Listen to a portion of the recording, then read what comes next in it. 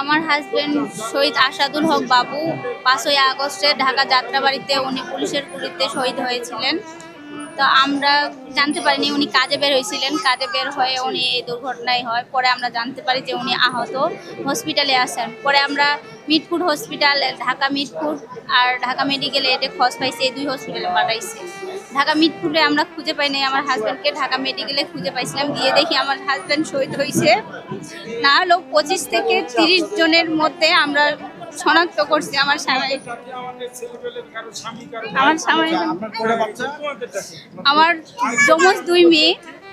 আর তখন আমি গর্ভধারিত ছিলাম, তখনও সে এই যে এই মেয়েটা হয় আমার হাজব্যান্ড মারা যাওয়ার পরে, তখন 7 মাস পেটে ছিল। না, আমি কোনো সহযোগিতা পাইনি। আমার জামাই একটা সিম চালাইতো, আমি সেই নাম্বার সবার কাছে দিছিলাম। তো আমার শাশুড়ি ওই সিমটা ব্লক করে দেওয়ার কারণে আমার জুলাই ফান্ড থেকে আমার কিছু সহযোগিতা পাওয়া হয়।